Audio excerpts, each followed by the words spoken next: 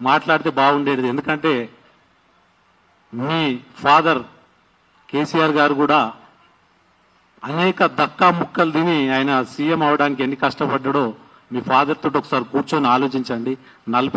బహుశా నాకు తెలిసి 40-45 ఏళ్ళు పట్టింది. అంతేగాని జనసేన అధినేత పవన్ కళ్యాణ్ గారి గురించి మాట్లాడే అర్హత ఎవరికి లేదని మీ మీడియా ద్వారా నేను తెలియజేస్తున్నా. ఎందుకంటే ఆయన సొంత డబ్బు ఈ రోజు 2 తెలుగు రాష్ట్రాల ప్రజలకు ఇస్తుడు గాని ఎటువంటి మిగతా వాళ్ళ బెదిరించి భయపెట్టి కలెక్షన్ చేసుకుంటూ ఇవ్వట్లేదని మీ ద్వారా తెలియజేస్తున్నా. మీరు ప్రభుత్వంలో ఉండి లిక్కర్ వ్యాపారం చేసుకుంటూ ఢిల్లీ స్థాయికి మన తెలంగాణ రాష్ట్రం ఒక మహిళా నాయకురాలై మీరు ఢిల్లీలో ఈడీ కేసులో ఆ తిహార్ జైల్లో ఉన్నది మీరు మర్చిపోతే ఎట్లా?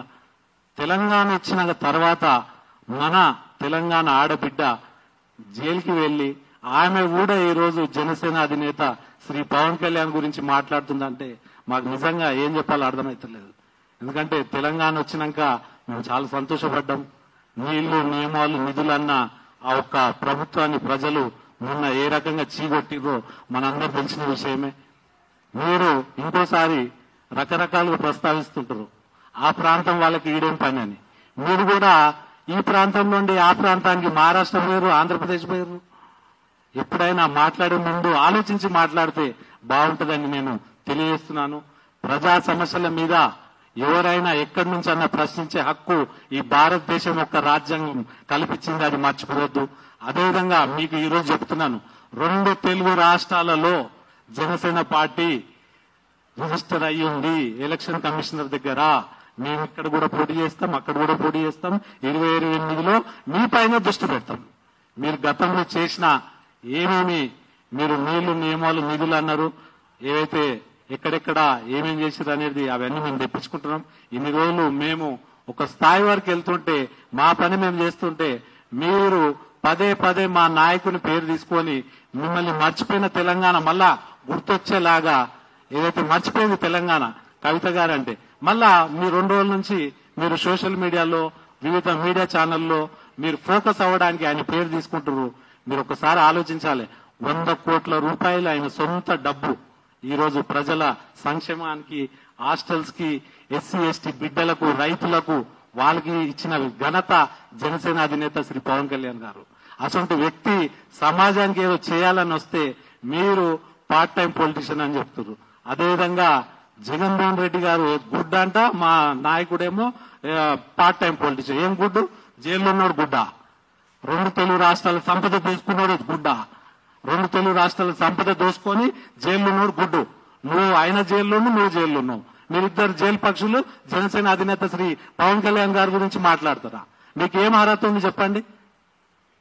ఆయననేమో సంపాదించి సిమెంట్ ఫ్యాక్టరీలు పెట్టుకోవచ్చు, రాజకీయాలలో వచ్చి రాజకీయంగా డబ్బులు సంపాదించి సిమెంట్ ఫ్యాక్టరీలు పెట్టుకుంటారు, పత్రికలు, మీడియా, ఎలక్ట్రానిక్ మీడియా వ్యవస్థను ఏర్పాటు చేసుకుంటారు. జనసేన అధినేత శ్రీ పవన్ కళ్యాణ్ గారు పేదలకు అండగా వస్తేనేమో మీరు ఆయన పార్ట్ టైం పొలిటీషియన్ అంటాడు. ఎంతవరకు కరెక్ట్ ఇది? మీరు ఏదైనా మాట్లాడితే కరెక్ట్ మాట్లాడండి. ఈ రోజు 140 కోట్ల మొత్తం ఆ భారతదేశంలో 140 కోట్ల జనం హృదయాన్ని దోచుకున్న వ్యక్తి జనసేన అధినేత శ్రీ పవన్ కళ్యాణ్ గారు. మీరు తిహార్ జైల్లో ఉండి ఇక్కడ తెలంగాణ తలదించుకునేలాగా పనిచేసిన ఘనత మీకుందమ్మా కవితమ్మ. ఒకసారి ఆలోచించండి. ఎందుకు మా వైపు వస్తారు? మేమేదో మాతోటి అయినంత వరకు మేము పార్టీని ముందుకు తీసుకెళ్తున్నాము. 2 తెలుగు రాష్ట్రాలలో ఇక్కడ కూడా మేము పోటీ చేసినాము.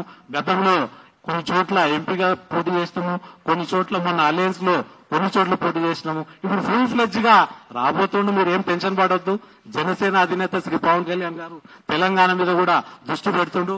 మాలాంటి వాళ్ళకి బాధ్యత ఇచ్చి సమస్యల మీద స్పందించమని చెప్పిండు. నేను ఒక బీసీ బిడ్డగా మీకు చెప్తున్నా. అదేవిధంగా ఇక్కడ ఓయూ యూనివర్సిటీకి సంబంధించిన కొంతమంది ఎస్టీ నాయకులు, ఎస్సీ నాయకులు, అదేవిధంగా ఆదిలాబాద్ సంబంధించిన అందరూ మా పార్టీలో మాలాంటి వాళ్ళకి అవకాశం ఇచ్చిండు ఒక కొత్త పార్టీ పెట్టి. అది మర్చిపోతే ఎట్లా? అంటే రావద్దు. మీరు అక్కడ జగన్మోహన్ రెడ్డి, ఇక్కడ మీరే ఉండాలి. అరే ఎంత అన్యాయం అంటే అసెంబ్లీలో కూడా రేవంత్ రెడ్డి గారు ముఖ్యమంత్రి అయితే ఆయన ముఖ్యమంత్రి, ప్రజలు ఒకసారి తీర్పిచ్చిన తర్వాత ముఖ్యమంత్రి అంటే ముఖ్యమంత్రికి రెస్పెక్ట్ ఇవ్వాల్సిందే. ఆయనను కూడా మీరు ఏలనగా మాట్లాడతారు. ఎంతవరకు కరెక్ట్ ఇది? ఆలోచించాలి మీరు. ప్రజలు పట్టం కట్టినప్పుడు ఆయనకు రెస్పెక్ట్ ఇచ్చేది నేర్చుకోండి అమ్మా. దయచేసి అర్థం చేసుకోండి. మీరు 10 ఏళ్ళు మీరు కరెక్ట్ చేసి ఉంటే ఇటువంటి తప్పుడు పనులు చేయకపోతే మీరే అధికారంలో వచ్చేవాళ్ళు. అధికారం పోవడానికి కారణం మీరే. అది గుర్తుపెట్టుకొని దయచేసి ఇంకోసారి జనసేన అధినేత శ్రీ పవన్ కళ్యాణ్ గారి మీద మాట్లాడేటప్పుడు వీళ్ళే కాదు ఎవరైనా సరే ఆలోచించండి. అయినా సమాజంలో మార్పు దశలో ఓ కొత్త తరం రాజకీయం చేయబోతుండు. అది కొంతమందికి అర్థం కాకపోవచ్చు. మీరు పాత తరం రాజకీయాలు చేస్తా అంటే ఇప్పుడున్న జనరేషన్ యూత్ కి అర్థం కాదు. ఇప్పుడు కోరుకుంటుంది ఏంది? సమస్యల మీద ఫైట్ చేయండి, కరప్షన్ ని దూరం పెట్టండి, రాజకీయంగా వచ్చి డబ్బు సంపాదించడం కాదు, రాజకీయంగా ప్రజలకు సేవ చేయండి అని చెప్తుంటే మీరేమో రాజకీయాన్ని అడ్డంగా పెట్టుకొని కోట్లు దండుకోవడానికి రాజకీయ పార్టీలు పెట్టి ఈ రకంగా చేస్తుంటే ఎవరు నమ్ముతారు తల్లి? మీరు ఏదైనా మాట్లాడితే జాగ్రత్త మాట్లాడండి. యావత్తు తెలంగాణ మీ మాట మీద ఏదైతే మీరు మొన్న మాట్లాడిన చాలా బాధలో ఉన్నాం మేము. ఎందుకంటే ఏదో మీడియాని హైప్ చేసుకోవడానికి, మీరు హైప్ కావడానికి ఇంకేదో అంశం మీద మాట్లాడండి. లేకపోతే TRJల పరిస్థితి ఎట్లుందో దాని గురించి మీరు మీడియా ద్వారా మాట్లాడండి. అంతేగాని మీరు మా నాయకుని గురించి మాట్లాడే అర్హత లేదమ్మా. ఇలా భారతదేశం అంతా పవన్ కళ్యాణ్ గారి వైపు చూస్తుంటే మీరేమో ఈ రకంగా మాట్లాడుతున్నారు. ఒకసారి అర్థం చేసుకోండి. జనసేన అధినేత శ్రీ పవన్ కళ్యాణ్ గారు అదృష్టం ఈ దేశంలో పుట్టినందుకు మేము గర్వపడుతున్నాం. ఒక బీసీ బిడ్డగా, ఒక ఎస్సీ బిడ్డగా, ఒక ఎస్టీ బిడ్డగా మీరు అర్థం చేసుకోవాలి. రాజకీయాలు మార్చడానికి పార్టీ పెట్టిండు ఆయన. రాజకీయాలు డబ్బు సంపాదించడానికి పార్టీ పెట్టలేడు. అది గుర్తుపెట్టుకోవాలి. ఆయన కింద మీద పడి ఎర్ర టెండలో షూటింగ్స్ చేసి ఆ డబ్బుల్ని ప్రజలకు ఇస్తుండు. మీరు ఏసీలలో కూర్చొని మీరు డబ్బు సంపాదిస్తున్నారు. ప్రజల పథకాల ద్వారా కొట్టేసిన డబ్బులతోటి మీరు ఏ కార్లలో తిరుగుతారు, ఏ హోటళ్లు కొన్నారు, మాకు అన్ని తెలుసు. అయినా నేను మాట్లాడలేకపోతున్నాం మేము.